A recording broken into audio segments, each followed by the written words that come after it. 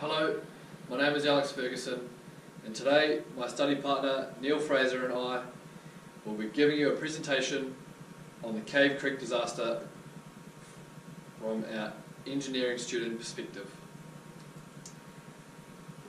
Cave Creek is located here, just north of Greymouth on the west coast of the South Island. It is a special water feature that consists of streams flowing from their underground roots into open chasms. On the 28th of April 1995, a group of 20 students from Taipotini Polytech in Greymouth visited Paparoa National Park. As they were walking to the Cave Creek lookout, 17 of the students went ahead with a dock officer. 3 students remained in a separate group with their tutor and another dock officer. At 11:25 a.m, the first group reached the viewing platform that stood 40 metres up a cliff face above the creek. Multiple students rushed to the very edge of the platform, and some even began jokingly shaking the rail. The poorly constructed platform tilted forward, broke free, and then fell 40 metres to the bottom. The dock officer and 13 students were killed. 4 students survived the fall with some serious injuries. The second group arrived shortly after the collapse. They heard screaming, and after realising what had happened, sent a runner for help. The remainder made their way down into the chasm to apply first aid where possible. Due to the remoteness of the site, no emergency help arrived for a couple of hours. This was a very dark day for a small West Coast community. The formal inquiry. There was a commission of inquiry into the accident headed up by District Judge Graham Noble. They found a number of serious concerns with the Department of Conservation's construction of the platform. 1. The platform had not been designed or approved by a qualified engineer. 2. None of the people involved were qualified builders. 3. Nails were used to secure the platform instead of bolts. 4. Steps to the platform that were meant to act as a counterweight had not been properly attached. 5. A building consent had never been obtained for the platform. 6. The platform was not part of a regular inspection regime. 7. A warning sign saying maximum 5 people had been ordered but never fitted. But the workers who constructed the platform could not be to blame. They had been ordered to do a job they were unqualified to do. Besides all of the physical faults with the platform, the problem stemmed deeper into the Department of Conservation's systems and structure. The Commission found that the department had never had enough funding or resources available to meet its requirements without cutting corners. The Minister of Conservation, Dennis Marshall, was heavily criticised in the media for his management of the department. He resigned just over a year after the accident happened. DOC took responsibility for the accident, but there were no prosecutions, as New Zealand law at the time did not permit the Crown to prosecute itself. That ends my section of the presentation. I will now hand over to my partner Neil Fraser for the second half.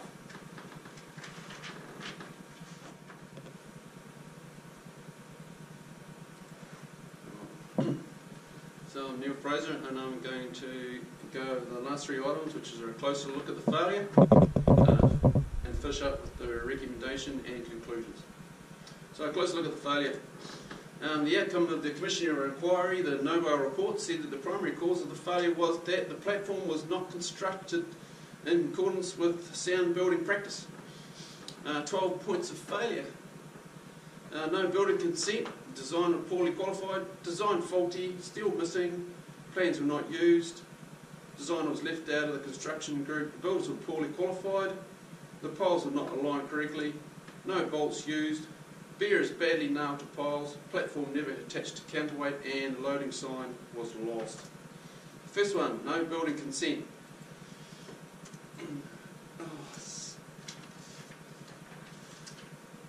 June 1992, all DOC regional managers were sent a memo advising that with the new Building Act, all new structures will have a building consent.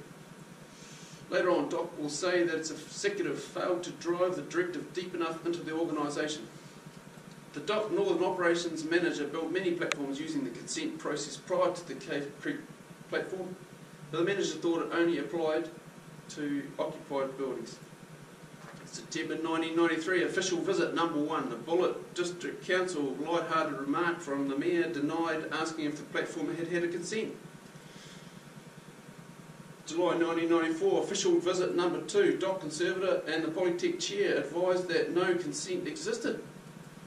The Conservator immediately demanded the manager apply for a consent. The Bullet District Council advised the manager that a retrospective consent would not be issued. The consent application task was then buried by the manager. Designer poorly qualified. Prior to when DOC was conceived, the Ministry of Works engineers and Forest Service carpenters were employed for such like construction. These experts were restructured out of the new organisation. The new DOC executive had failed to drive the new DOC policies, procedures and effectives deep enough into the new regions. Indeed, the regions were left to their own devices. Though some were compliant, a culture developed of doing more with less resources. Consequently, the designer appointed was a conservation worker, a motor mechanic by trade with no construction competency. The task was handed down from manager's manager. No expertise was expected. Extension design faulty. No geotechnical inspection of the site. No foundation design, no pole layout diagram, no provision for pole footings, no provision for foundation lateral bracing. No detailed bearer to pole fixing design. There was no notching detail, bolt spacing or number of bolts required. Intermediate bearer was a design flaw. Because of the cantilever arrangement, when the front bearer partially collapsed, it caused a large moment force at shear failure of the rear platform fixtures. So the intermediate bearer had become a fulcrum and catapulted the rear of the platform. The timber type, grade and treatment was not specified. H3 was used as not suitable for ground proximity or contact. The steel flats intended as ties had no details of application and were not galvanised. No steel. The steel intended to bind the platform to the counterweight was not transported to the site and ultimately went missing. Without the steel or the plans detailing the use and function of it being on site, no steel was used. The pending addition of counterweight as a design function will be rendered futile without the steel. No plans on site. No plans were provided to the team on the working days. The work team didn't even know there were plans. If there had been just one tradesman in the team, they would have questioned the lack of plans. Critical elements detailed on the plans were not employed. The amount of cantilever design was pushed out beyond the front row of poles was based on the quality of the viewing. Designer was left out of the construction group. A lack of project management, so it was unknown that there was a designer. Ad hoc allocation of working day duties meant that the platform designer was relegated to track maintenance instead of platform construction. At best, only one of the work team was an odd jobber with some minor building experience. Piles not aligned correctly.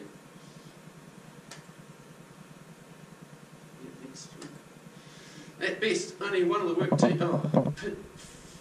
Piles were not notched, so they were not bearing the bearers. Piles were round fence posts. Holes for piles were dug, but no footings were poured. Hard fill material transported to site appears to have been used for ramming around the piles. One pile went straight through and disappeared during hard-fill ramming, so only 3 piles used along the front road.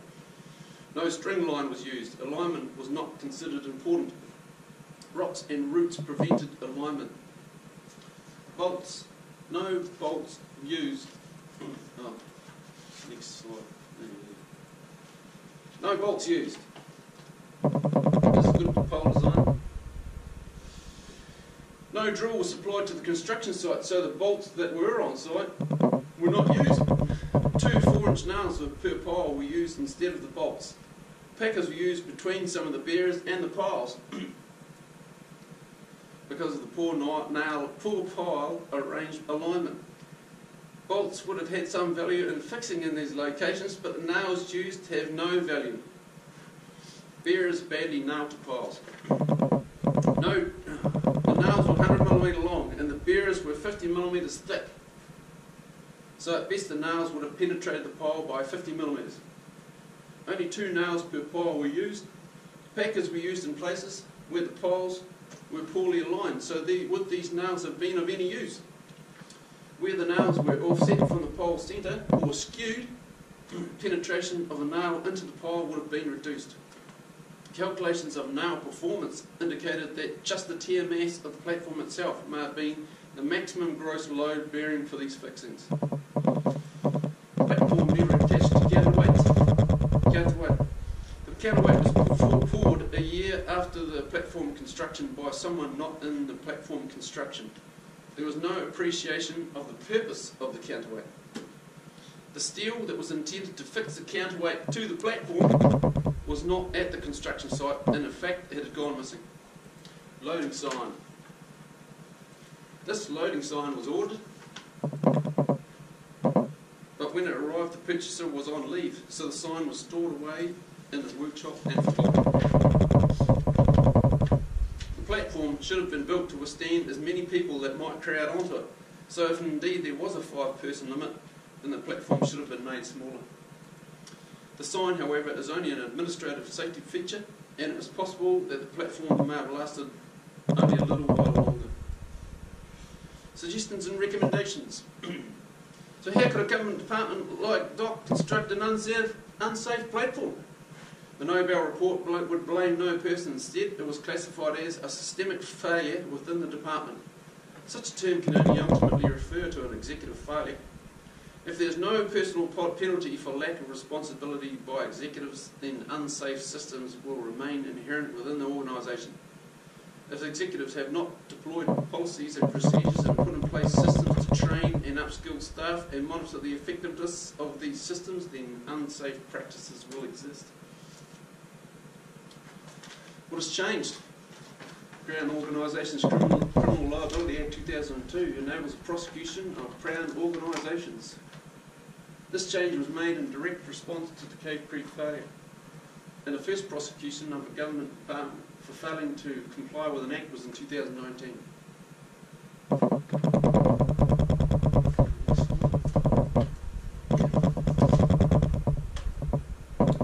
Conclusion. Engineering design, skilled tradesmen, and the consent process should have been used on this construction. Specialist checks upon completion to ensure it is compliant. This tragedy exposed the failings of government.